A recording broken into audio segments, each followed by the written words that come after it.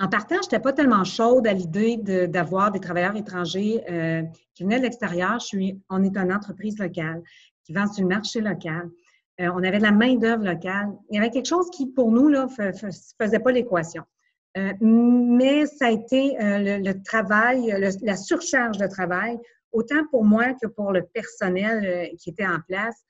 Ce qui a fait qu'à un moment donné, on en est venu à l'évidence. Tu sais, mes employeurs, à un moment donné, ont dit « Annie, il va falloir qu'on y aille.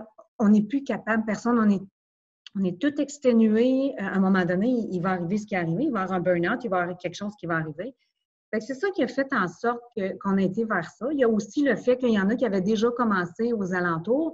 Ça rassure, ça le fait, les gens sont capables, l'intégration est quand même pas si mal. Fait que c'est ça qui a fait qu'on a été. C'est vraiment un manque de personnel.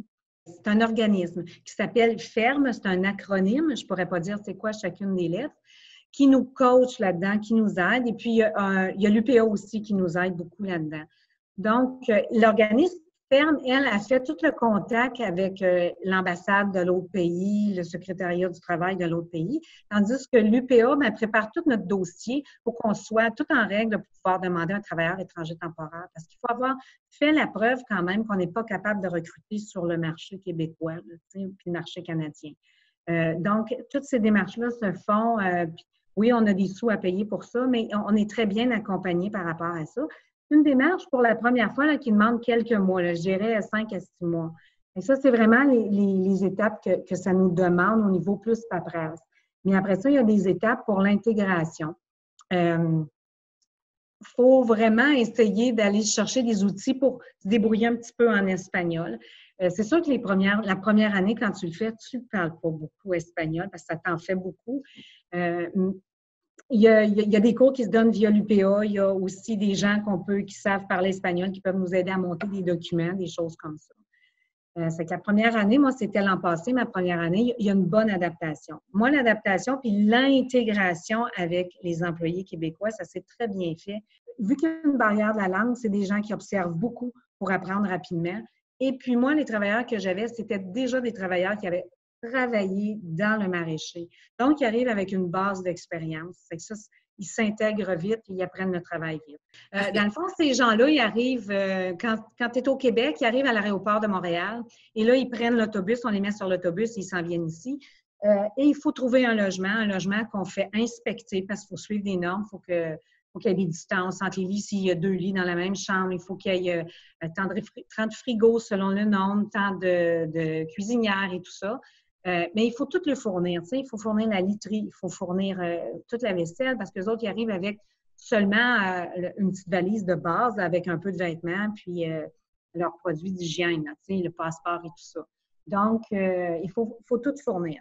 La seule chose qu'on n'a pas à fournir, c'est la nourriture. Ils vont faire leurs épiceries et tout ça. Fait qu'ils arrivent en autobus, on va les chercher à Rouen, on les amène au logement et puis là, le lendemain ou le surlendemain, ils sont prêts à travailler. On a souvent un petit peu la paperasse à faire au niveau RAMQ, au niveau numéro d'assurance sociale, des petites choses comme ça.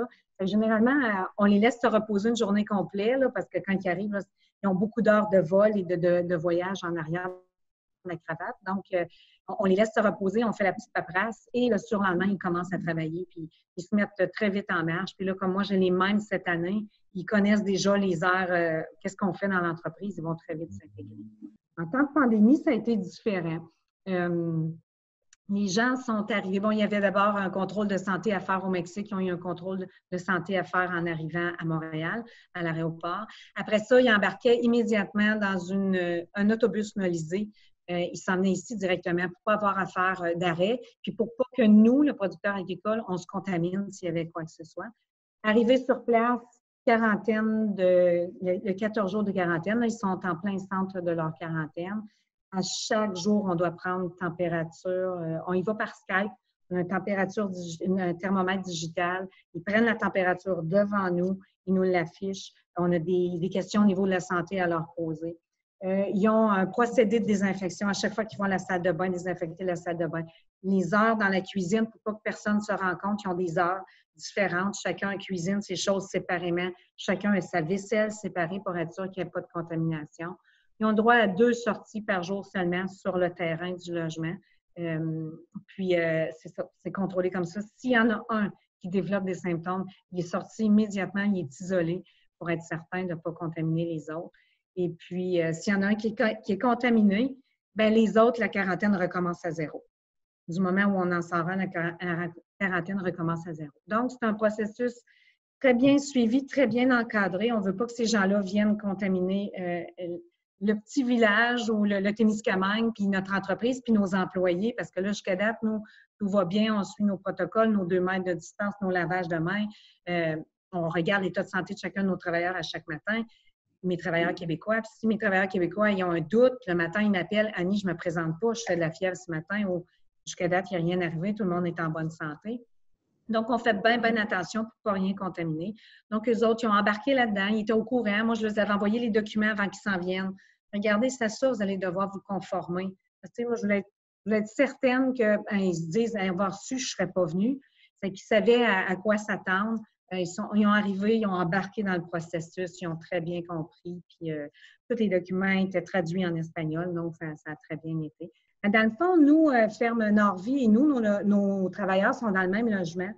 Puis le logement est au centre du village. C'est qu'on voulait être certain que les gens ne soient pas inquiets, se demandent, ils vont suivre les normes, est-ce qu'ils sont contaminés, Donc, on a pris les devants. On a fait un post sur Facebook. Dans des commerces de gigs, la petite boucherie, la caisse, la poste, on a été mettre un petit poster indiquant que les gens arrivaient, qu'ils avaient suivi les normes, qu'il y avait eu un dépistage au niveau du Mexique, au niveau du Canada, et qu'ils suivaient les normes, qu'ils étaient en quarantaine, puis qu'ils seraient comme tout le monde. Dans le fond, c'est qu'on a voulu prendre les devants, parce que les gens, souvent, par ignorance, parce qu'ils ne savent pas, il va y avoir de la discrimination, les gens vont avoir peur. Et puis là, on ne voulait vraiment pas créer ça au niveau du village de Saint-Bruno-de-Guigue, une genre de panique. Donc, on a pris les devants pour être certain que ça n'arrive pas. Moi, mes travailleurs étaient là depuis l'an passé, puis il y avait une belle intégration dans le village. Tout le monde les saluait. Ils saluaient tout le monde. Je ne voulais pas que tout ça se détériore. C'est qu'on a pris les devants pour être certain que les gens sois au courant. Puis quand tu es au courant, ben ça te fait plus peur. Puis généralement, les préjugés tombent. Accueillir des travailleurs étrangers temporaires, pour la première fois, moi, ce n'était pas ma première fois cette année, c'est quand même quelque chose de gros pour un producteur. C'est beaucoup, beaucoup de choses à penser. Le logement, les draps, le site. C'est comme si tu allais porter ton étudiant aux études, mais au travers de tout ton gros travail. Et puis là, il y a une barrière de la langue. C'est pas évident. Oui, tu as Google Traduction, oui, tu as site, mais il y a une pression. Je te dirais que les 2 premières semaines, là, puis avant qu'il arrive, il y a une grosse pression. À un moment donné, tu intègres, tu assimiles, c'est mieux.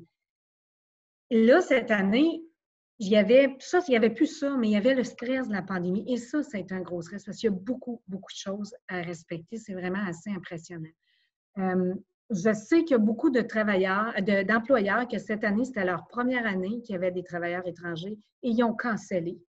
Parce que la somme de stress d'une première année combinée avec la pandémie, toutes les normes, ils ont dit non, moi c'est over, je cancelle. Et je les comprends parce que moi, ça m'est arrivé. Je ne suis pas certaine que j'aurais supporté le stress des deux. Comme entreprise, on ne veut pas qu'il arrive rien à nos Témiscamingiens. On est une entreprise locale qui a à cœur de vendre des produits de qualité au niveau local. C'est sûr qu'on ne veut pas qu'il arrive rien à notre local. On est proche de nos gens, on a le feedback tout de suite des gens.